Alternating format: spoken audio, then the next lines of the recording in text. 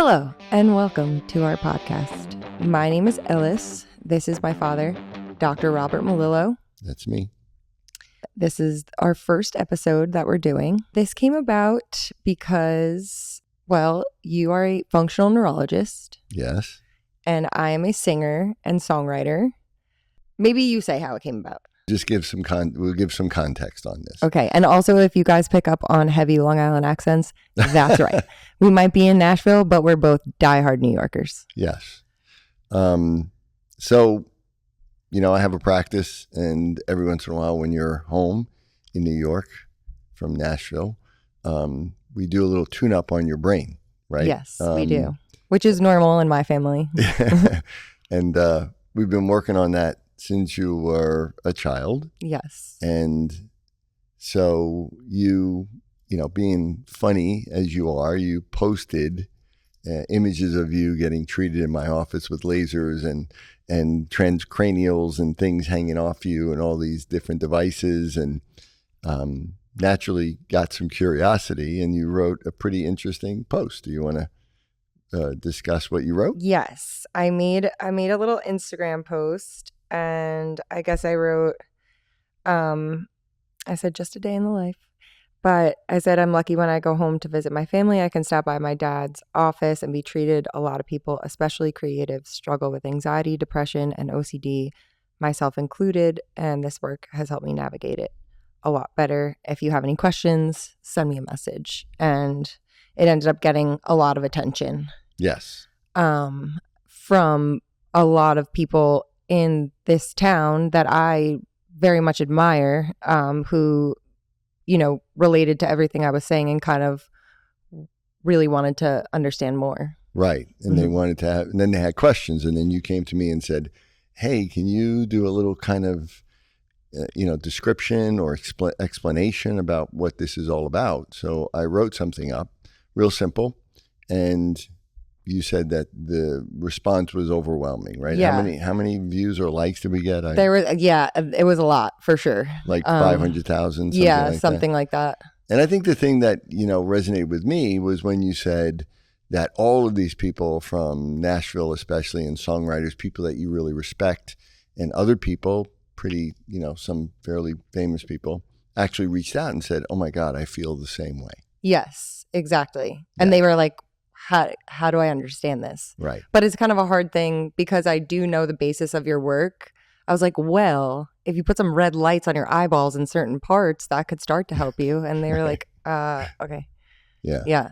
Yeah. So I think the idea is that, my work is all about really looking at the neurology of mental health issues and developmental issues, and that I look at all of it like a developmental, neurological, physical issue that can be addressed and understood.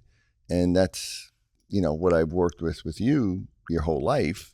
Right. And I think you felt like, hey, we might be able to really help other people, especially other creative or artistic people, or what I talk about, right brain dominant people. Yes. How they're feeling, and, that it's not really a psychological issue. They're not crazy. They're not broken. But that, give them some really good explanations and understand there are things that can be done. Yes.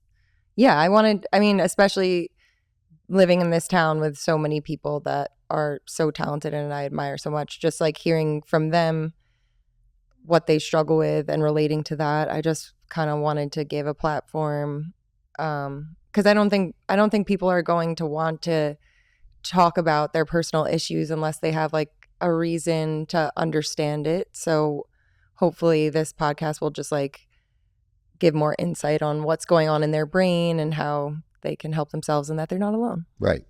And, to start that, if anybody's listening or, is curious and has issues, right brain dominant people tend to be, very being vulnerable, and if they feel like, being criticized or things like that. So the way I actually start, like when I'm with patients, whether it's a parent of a child or whether it's an adult themselves, is that any sort of neurological imbalance, which we realize a couple of things now, that all mental health at any age, even in adulthood, starts in childhood. right? It's all developmental in one way or another.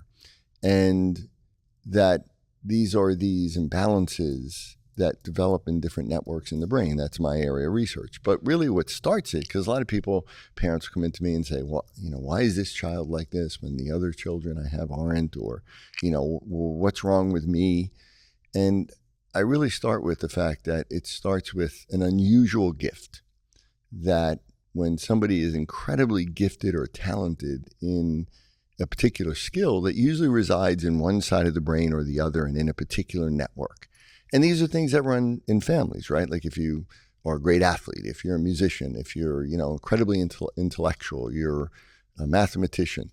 These are things that you usually get from your parents, and these are traits that are there.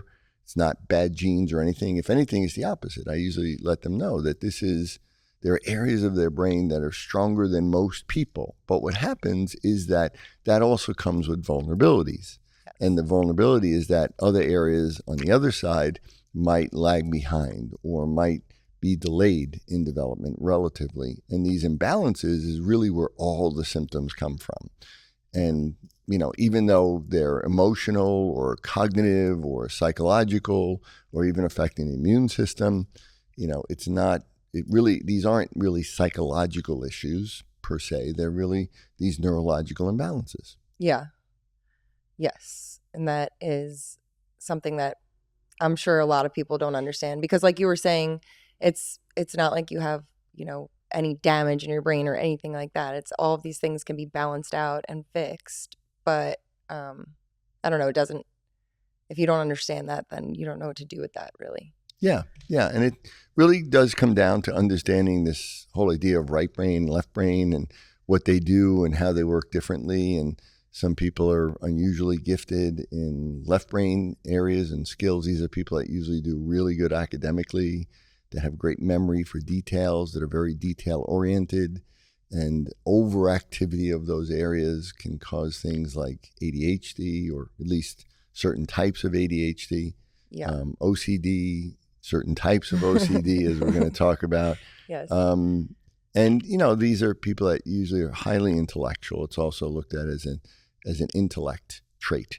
On the other hand, people that are very right brain dominant, which is really more of a creative trait, even though both sides are creative and intellectual in different ways, these are people that, tend to gravitate towards creative pursuits, music, art, athletics, design, and people that are very aware socially. And that's where a lot of the issues come from. And the emotions, there are different emotions for the right and left brain. So this is where we kind of dive into. So why don't you, as a person, as this right brain dominant, incredibly talented singer, songwriter, why don't you talk about like your feelings and how they resonate with you, and what you felt, and what's even the earliest memory you have from, some of these feelings?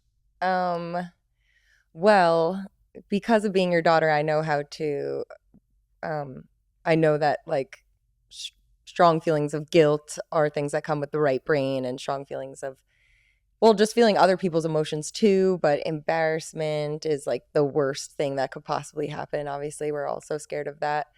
My earliest feeling of that was when I was like a very young kid and we were at a resort, and I was like crawling on the ground, and I crawled over to touch your shoe because I was like trying to play with you, I guess. And then I looked up and it wasn't you, and it was a different man. And I was like, I don't know why the memory is so strong in my brain, but I was like, oh my God. And I was horrifically embarrassed. And I remember I like ran over to you and was like crying, but I was mostly embarrassed because I was like, wow, that guy thinks I'm an idiot. I mean, in my like 3-year-old brain, but that's incredible. 3 years old that you're remembering that. And so, a little understanding, the right brain and the left brain form at different times, meaning the right brain is more dominant at birth and for the first 2 to 3 years. And in that period of time, we usually aren't forming conscious memories, but we are learning a lot. And, the right brain, because it comes online first thing is there's this basic thing in the brain that says you must survive, right? So first and foremost, it's about being able to survive. And so for humans, the number one survival strategy we have going back to, pre-Stone Age and walking along the savannah, is that you could not be alone for any given time and survive, right? You'd be killed by other people or by another animal. So we needed to be part of a group. For humans, key to survival for us is being part of a group. So there's this natural thing that says, okay, other people have to like me and be able to protect me and be willing to stand up for me if there's danger. And if they don't, if I get rejected by a group, I'm literally going to die because it's a death sentence. It was a death sentence. So these are some of those feelings, like when you talk about embarrassment, shame, guilt, right? These are emotions that are there that kind of drive you to say, okay, I need to do things that other people aren't going to think I'm weird or kick me out of the group. Yeah. And so this goes back to even as a small child, like you feeling embarrassment like that. Yes. Okay, so when you're born, first your right brain develops, then your left brain develops. Right. But then sometimes, I guess over time, one becomes stronger than the other, or as you're developing, one becomes stronger than the other.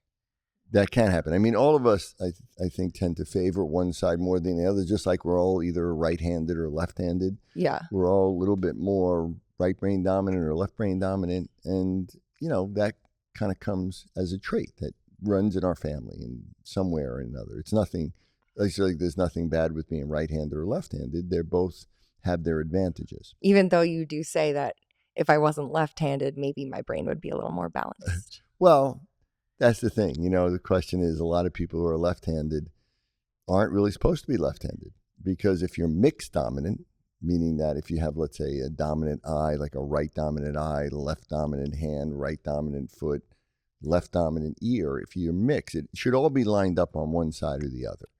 And a lot of people are what we call mixed dominance. And this is one of the first things that I look at when I'm examining somebody to tell me, did their development go a little off the rails, right?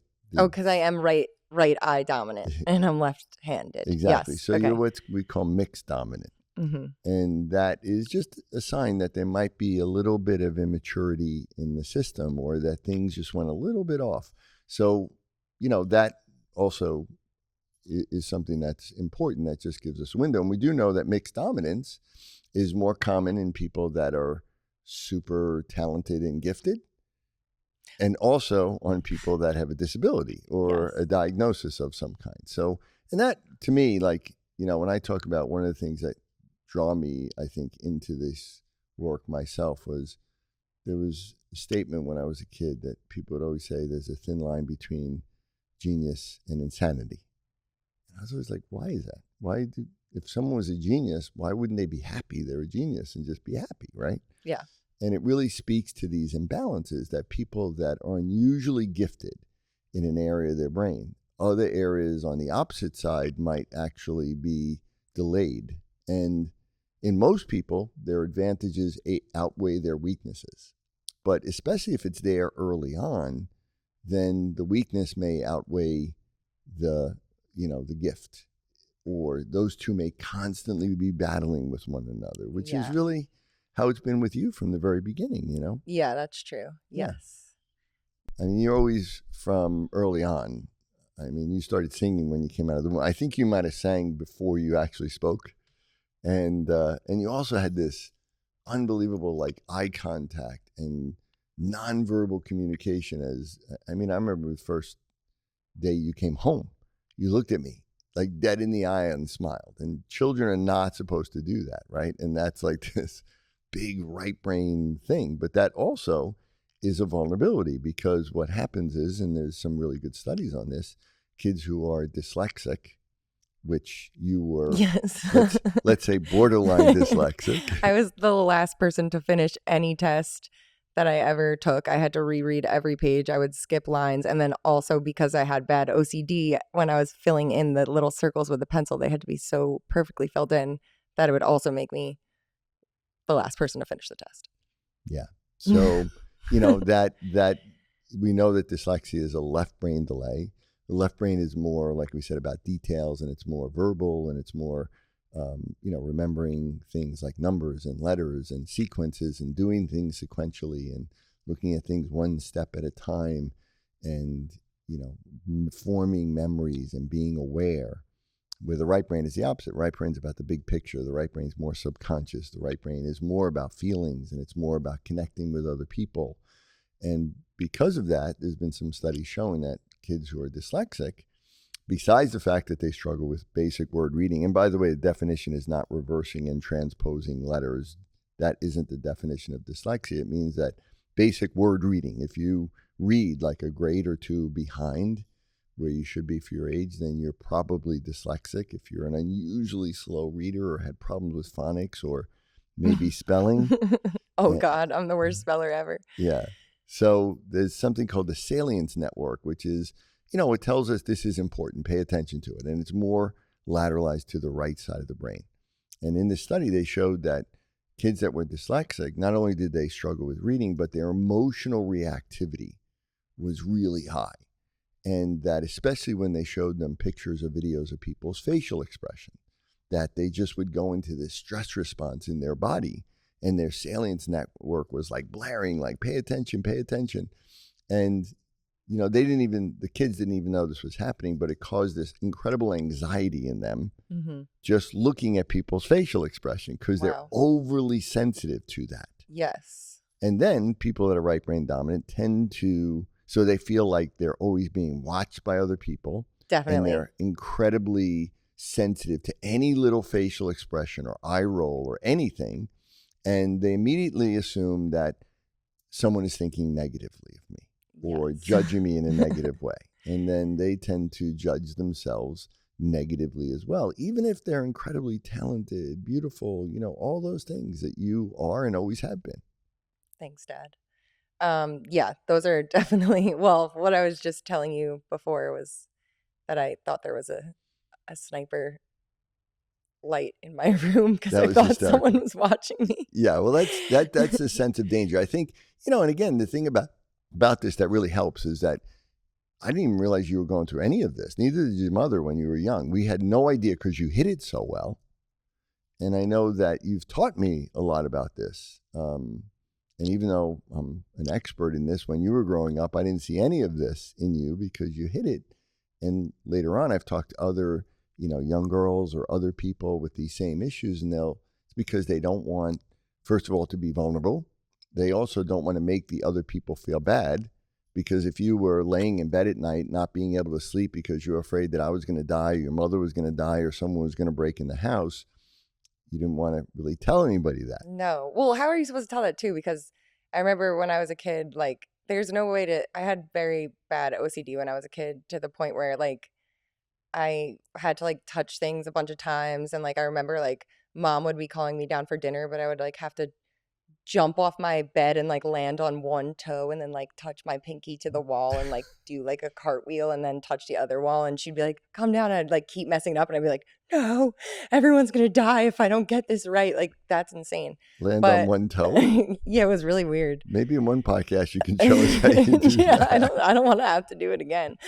But it was weird, but I don't, like, how am I supposed to express that? And then I remember Robbie, my older brother, one day was like, you have OCD. And I was like, what's that? Thank God for older brothers. Yeah. He was like, no, I can tell. Probably because I think we were, like, both, like, fighting to brush our teeth in the sink. And I was like, I have to do this 100 more times. But yes, so it's, like, an odd thing when you're a kid to, like, I don't know, how are you supposed to tell people that? But that's also why I want to do this podcast, because I feel like I've found out a lot of my friends here have, like, bad OCD and, like, really weird things like that.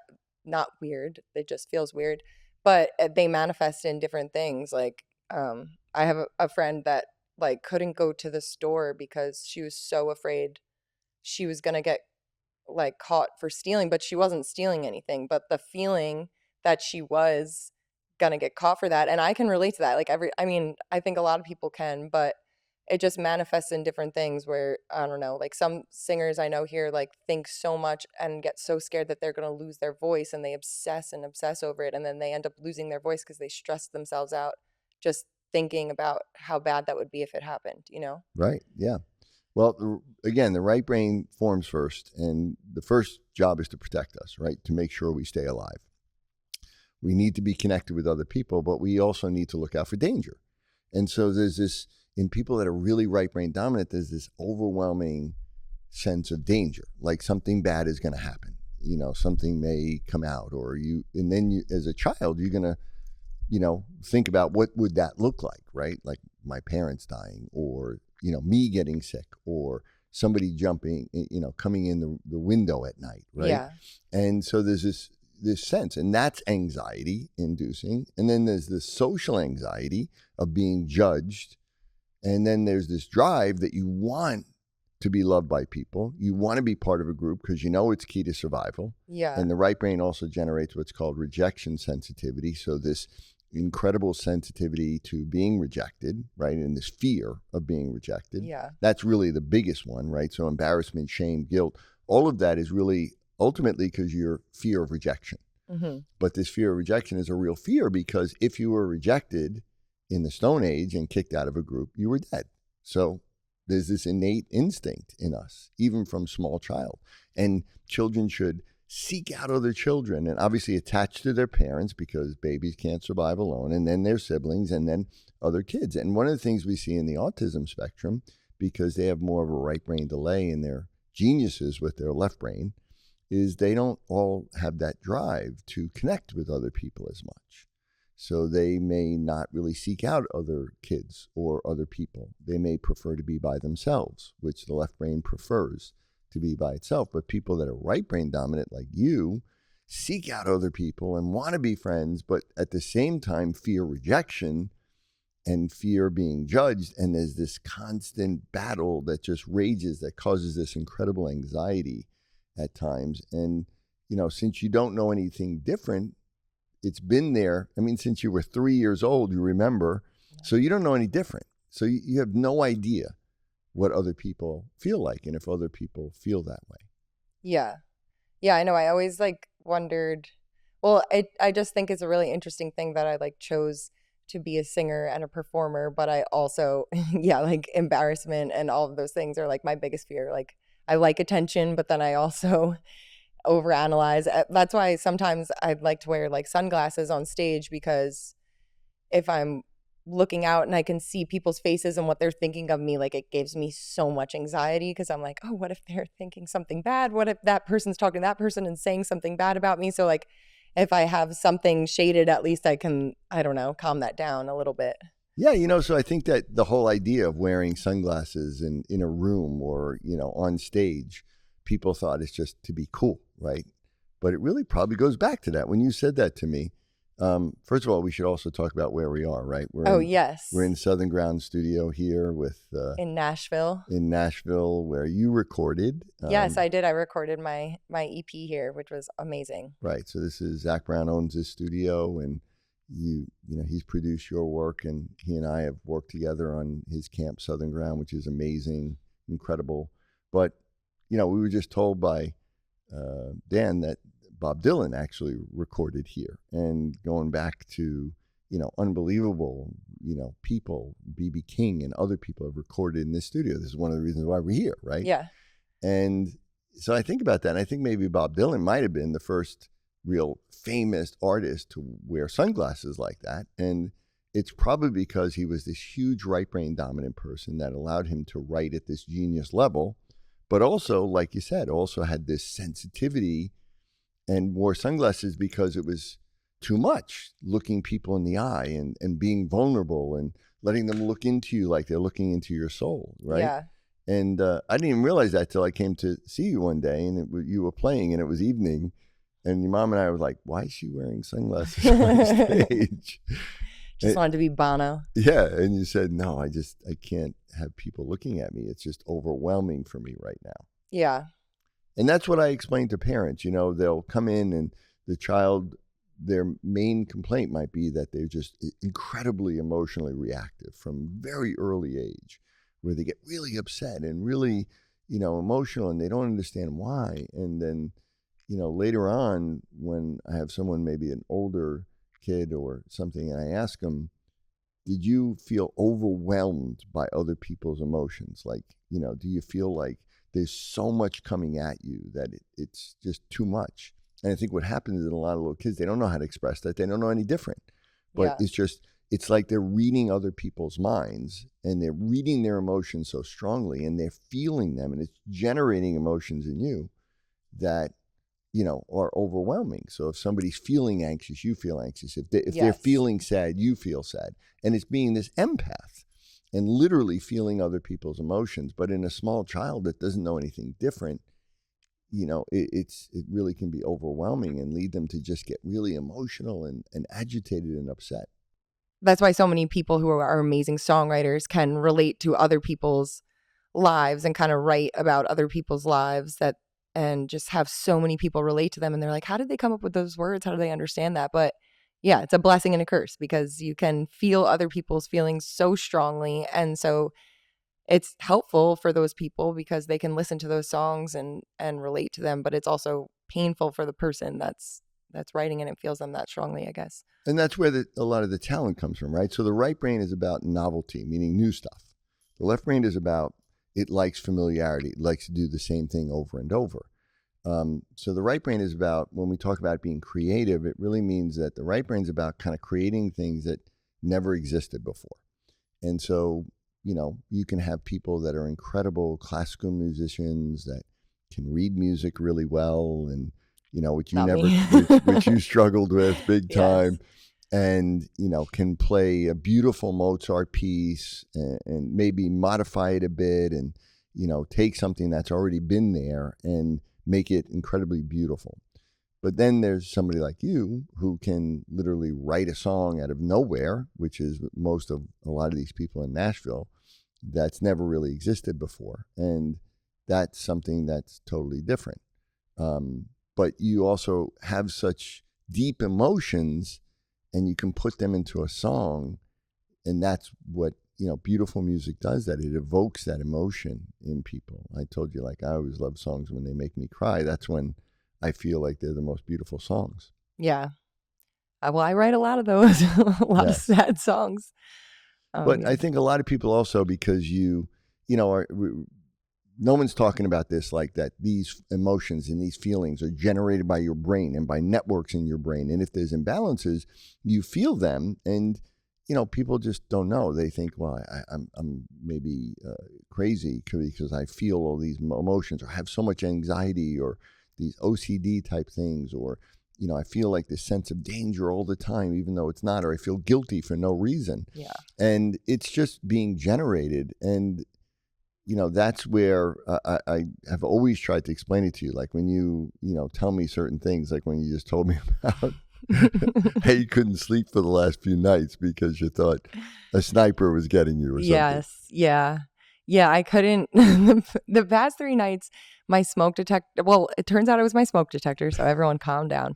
But there was a tiny little green light in the corner of my room, and then it would randomly flash red, and I woke up in the middle of the night, so I was kind of out of it, but I saw that, and then I don't know why my brain was like, oh, a sniper, that's the light of his gun and he's trying to kill me. And then I wanted to look out the window to see if he was there, but then obviously if I looked out the window, then he would get me. So right. So anyway, it was there for the past 3 nights. Then I finally got up in the middle of the night and walked over and saw it was my smoke detector, so I can sleep again.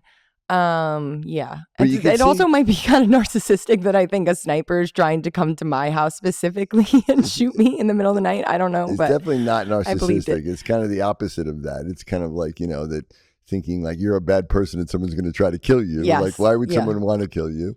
But the funny thing is that, again, you take that to an extreme, and this is people that could become totally paranoid or really, be suffering with this. And then the funny thing is you went to your roommates who are 2 also incredibly talented, gifted, right brain dominant people. And they were like, oh yeah, I understand. Yeah. Right? They were like, oh yeah, that makes sense. Yeah. Like you have someone trying to kill you. Yeah. They were like, I thought that all the time.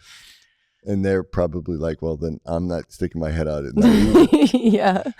And then what happened when you told them that it was your smoke alarm? Oh, they were just like, oh, that, okay. Yeah. But nothing was shocking. That's why when I told you that story, I was being serious, but then you started hysterically laughing and I was like, oh, this wasn't crazy to my other people. That's the thing. The right brain does something called reality testing, meaning that it's telling us this is real or it's not. Okay. So on one hand, if you have a right brain deficit, overactive left, you can lose touch with reality. And that is psychosis. That's schizophrenia. That's where you're delusional or hallucinate. On the other hand, with the right brain, any of your emotions that you're feeling are hyper real. So it's hyper realistic. Even if it's completely ridiculous and doesn't make any sense, it's so real to you. And it's almost impossible to convince you. Like, and this is one of the things that we've struggled with you, because like you'll call me up in the middle of the day sometimes and say, Dad, are you mad at me? I'm like, I'm mad at you. Why would I be mad at you? I don't know. And explain to me, you say that like if someone didn't text you back or something. Oh, yeah. Wow. I'm starting to sound real crazy on this podcast. But no, I mean, it can be a whole spiral. Like one thing can set me off where, yeah, like maybe I like overthink like something I said to somebody last night. And then like I'll text that person just to like double check that we're cool when I didn't even say anything bad, of course. But that's how my brain is working. And then maybe they don't answer me for an hour. And then in my head, I'm like, they didn't answer me because they hate me. And then like then I'm like, and then that whole group of people, like, it goes into this whole thing. And then I'm like, maybe I'm just a bad person and maybe whatever. So it just goes down this whole spiral. I know I sound insane. It ebbs and flows, but you don't. That's the whole thing. There's so many people out there that probably feel the same thing. And you saying this to them because they're never going to tell anybody, right? Because that would be, then you're going to look at they don't want to feel vulnerable and they don't want to feel like embarrassed and so now you saying that to them, they're going to go, oh, I do that same thing. Yeah. Right. Like what was that post about that I think person wrote about somebody who does something like doesn't get their license or goes around uses their pass. Oh yeah. Because I was using my Apple Pay and my passport for like 3 months because I just couldn't.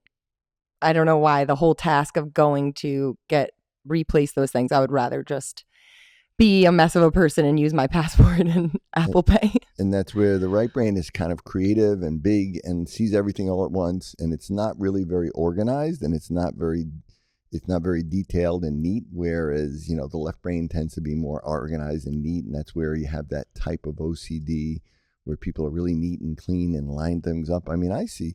Which I don't have, yeah. No. Obviously. No, your room looks like, it's always looked like a young girl blew up. Yeah. And there's clothes hanging from like this. But I have redeeming qualities, everyone. They're just not being mentioned on this podcast right now. No, because we want to help people. Yes. Right. So that's why, revealing these things and talking about it and normalizing them, but letting know people that this is really your brain generating these things. And that's the point, like these things can become hyper real to where it is absolutely real. Like everybody is mad at you and you're a bad person. And there's almost no convincing you that that isn't the case because your right brain has such hyper realism. So everything you're feeling, all those emotions that are just being generated, you feel guilt, you feel shame, you feel embarrassment, you feel fear of rejection. You feel fear, you feel sadness. All of these are right brain emotions, but also empathy, love, compassion. These are also big right brain emotions. And all of that coexists. And that's the fascination of the singer-songwriter.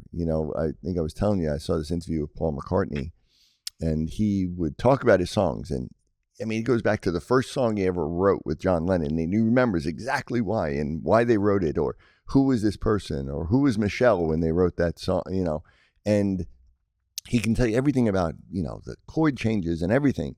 But then he said, but most people don't realize I don't read or write music. Yeah. Meanwhile, he's written more music than anybody, right? Yeah. And and you used to say that to me. You used to be like, you'd be in this classroom with all these brilliant classical musicians, these kids that were studying music and knew everything about Mozart and Beethoven and could read all this music. And you'd go home and say, I feel like I'm so dumb compared to these people.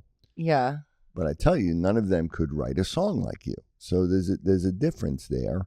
And that's, it's just like different sides of the brain, how you can, I don't know, process music. Yeah. Because the other side is sort of mathematical when you're like a composer and you can, which is another incredible talent, but it's just different than exactly the right side. Yeah. Yeah. So the idea that the right brain is creative and the left brain isn't is not true. I mean, the left brain is creative, but in a different way. It's more detail oriented. Like somebody might draw a hyper real painting, whereas right brain people draw more of maybe a looser painting, something a little bit bigger picture. Yeah. Again, a left brain musician is maybe this incredible composer like Mozart or something, but yet, somebody like a singer-songwriter is more of a right brain dominant person. Yeah. That makes a lot of sense. Yeah. And along with both come different vulnerabilities. Right. Yeah.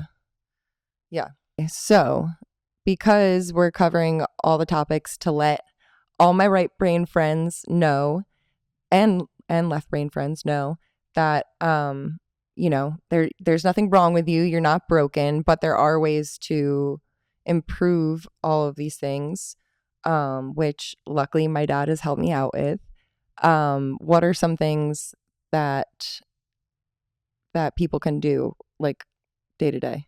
Yeah, well, the basic principles are, think about the brain These glasses. like a muscle, right? Meaning that, people tend to think of it like a bag of chemicals or something. But the whole idea of chemical imbalances and everything isn't real.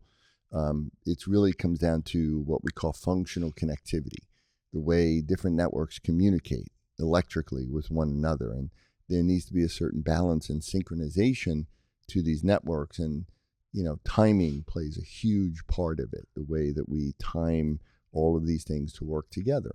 And when that's disrupted in any way, it, causes some areas to be overactive and then other areas to be underactive or underdeveloped. And especially if it starts in childhood, we get areas that are very, still a little bit immature and never really fully formed, and other areas that might be overactive.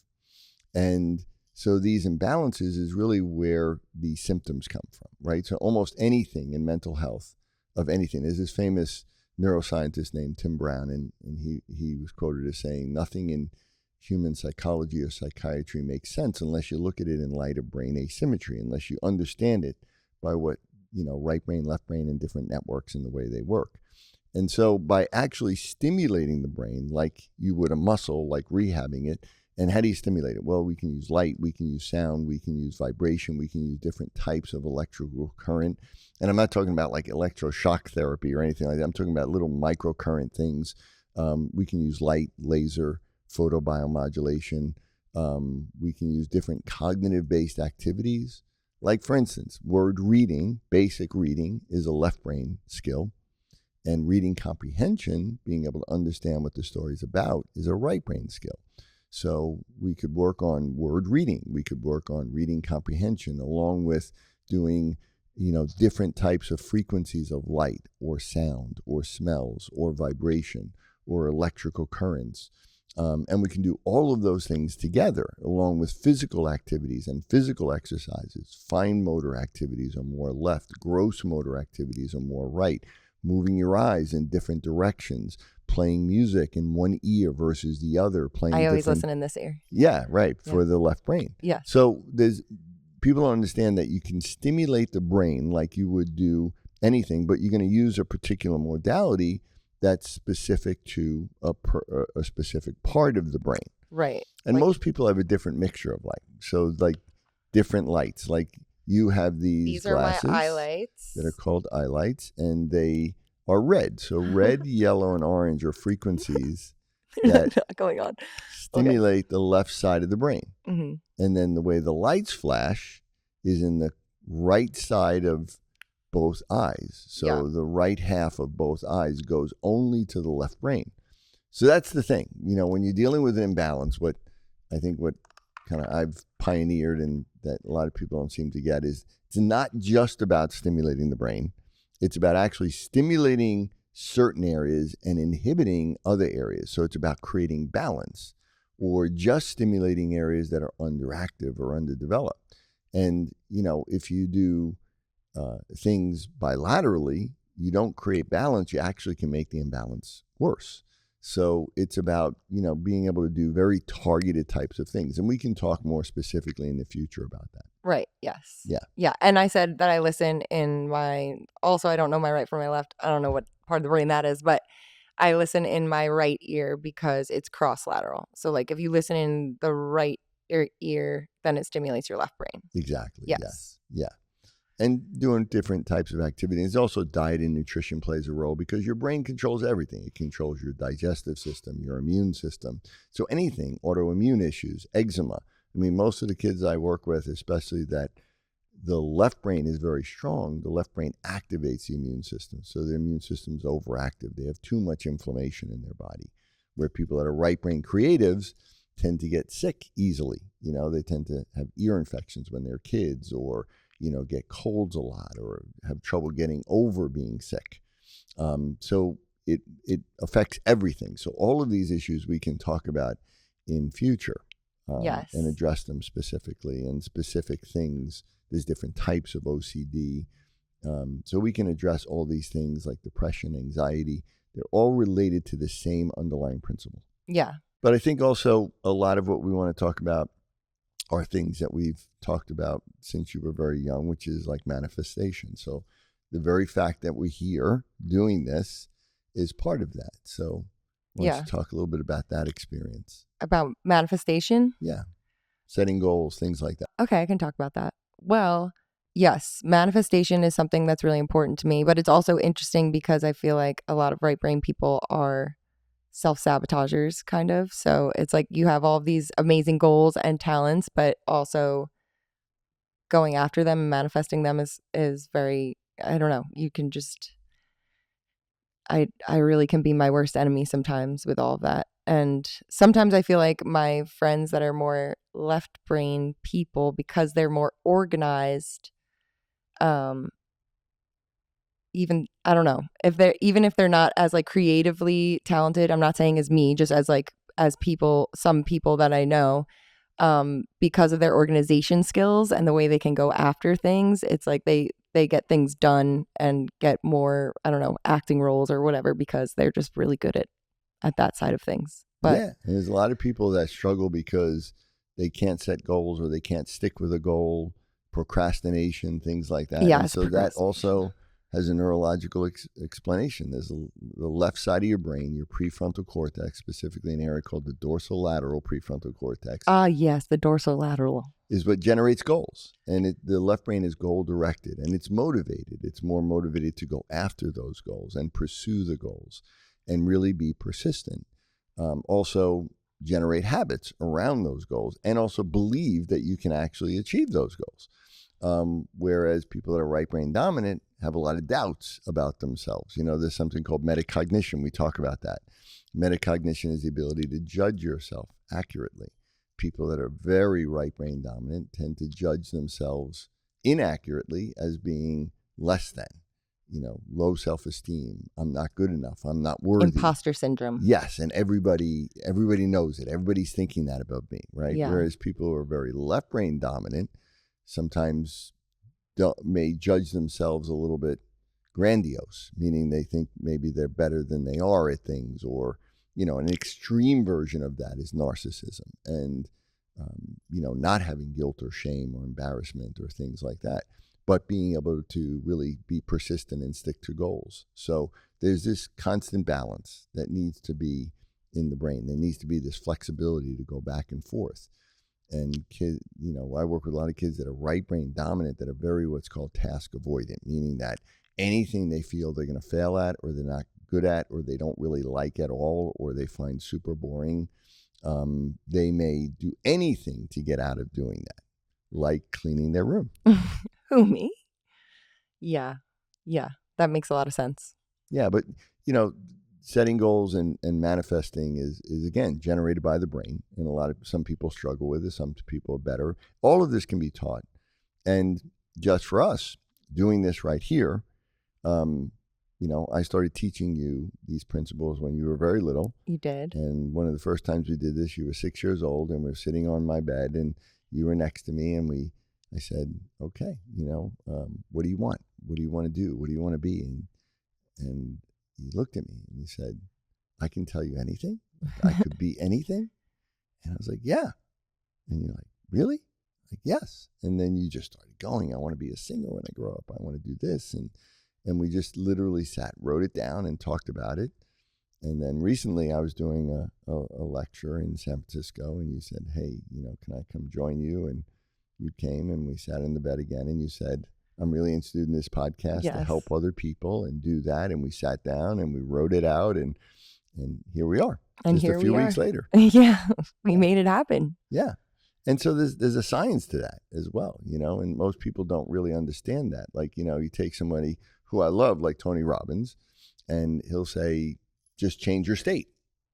And literally, if you have imbalances in your brain, you literally can't just change the state or your emotions because you're stuck in such an imbalance. Or just set goals, and you might not be able to because that area of your brain is kind of too weak to set a goal, or you can't generate that motivation, or you can't be persistent enough.